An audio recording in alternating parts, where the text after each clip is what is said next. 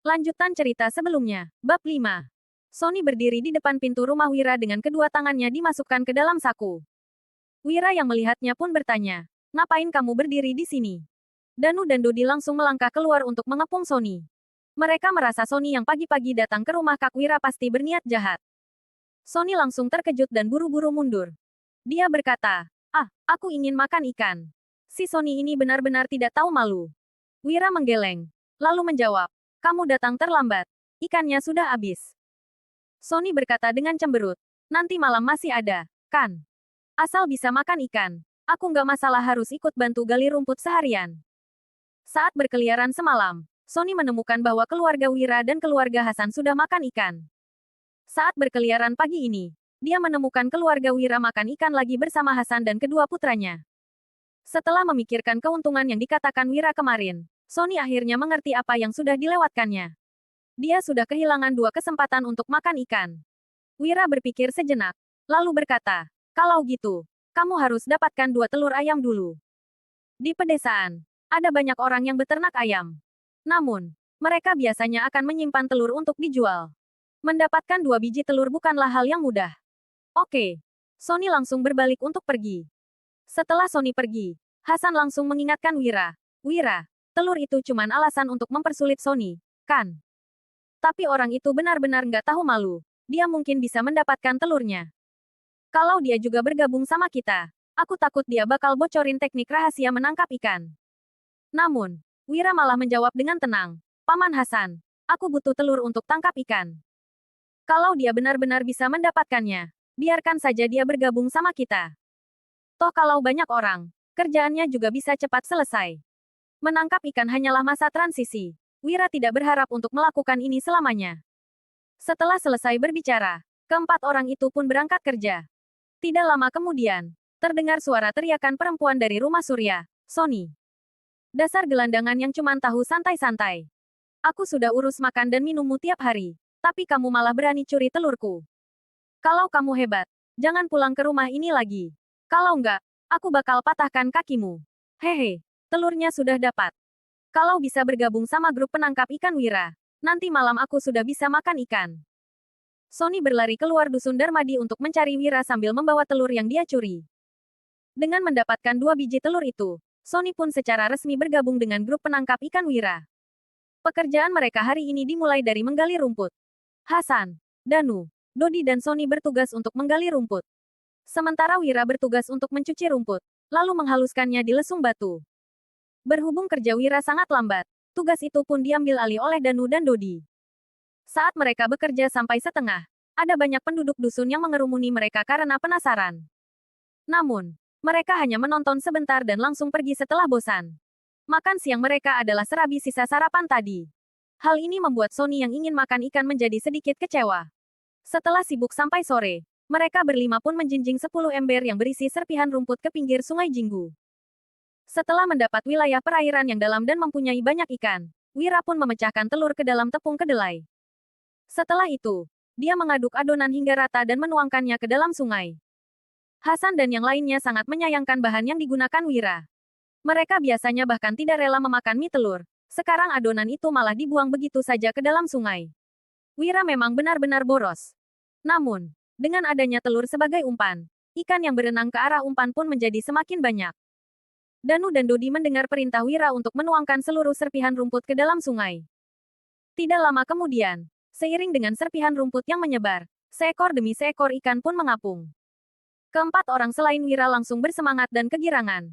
Ternyata teknik rahasia Wira menangkap ikan begitu mudah dan berguna. Cepat tangkap ikannya. Kalau biusnya sudah habis, mereka bisa berenang lagi. Ujar Wira dengan buru-buru.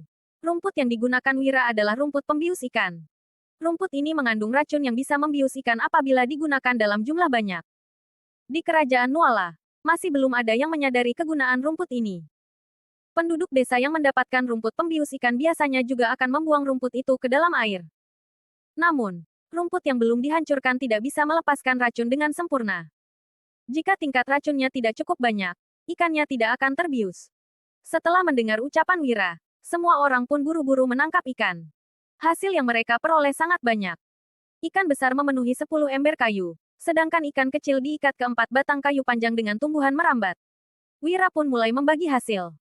Paman Hasan, Danu, Dodi, Sony, aku bakal jual ikan besar untuk bayar utang. Ikan kecilnya untuk kalian. Gimana? Sony buru-buru mengangguk.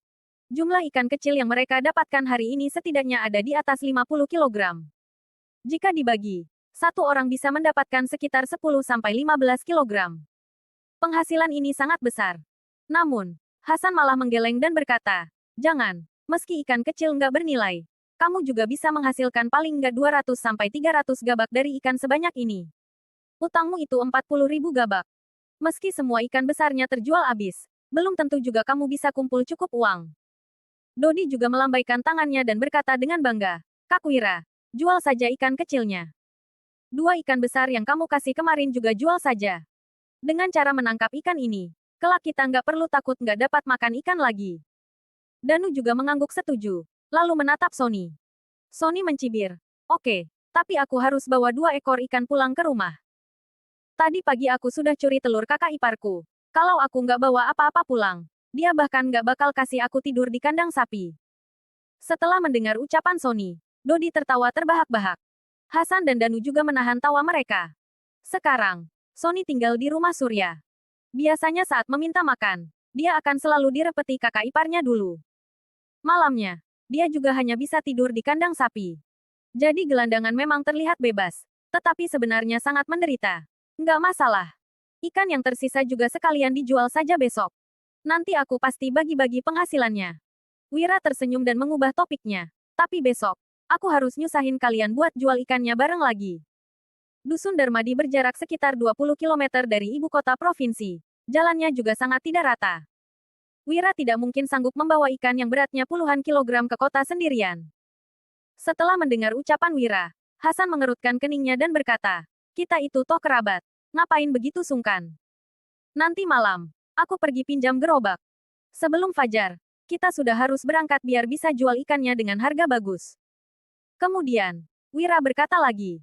Untuk sementara, jangan kasih tahu orang lain dulu soal cara tangkap ikan ini. Aku sudah punya rencana. Hasan mengangguk. Aku ngerti. Rumput dan ikan di sungai juga terbatas. Makin banyak yang tahu, ikan yang bisa ditangkap juga bakal makin dikit dan sulit. Sony juga mengingatkan, Paman Hasan, aku nggak bakal kasih tahu kakakku, tapi kamu juga jangan kasih tahu Bibi Hani. Kalau nggak, nanti kakakku kasih tahu kakak iparku, terus Bibi Hani juga kasih tahu keluarganya. Dengan begitu, teknik rahasia ini pasti bakal cepat tersebar. Biarpun kita bisa tetap tangkap ikan, harganya juga nggak bakal tinggi lagi. Cara tangkap ikan ini nggak boleh tersebar. Kalau kita bisa kerja begini 2-3 tahun, kita sudah bisa kaya. Setelah mendengar ucapan Sony, mata Danu dan Dodi langsung berbinar. Kalau sudah kaya, mereka sudah bisa menggaji orang untuk kerja. Lagi pula, mereka juga tidak perlu takut kelaparan lagi. Hasan mengangguk. Kita berlima boleh kerja sama. Tapi ini teknik rahasia yang diajari Wira.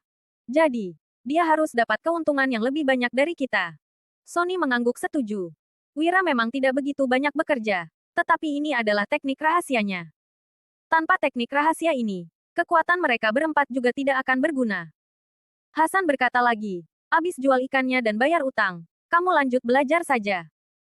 Jangan khawatir, kami bakal tetap kasih kamu keuntungan besar dari hasil tangkap ikan.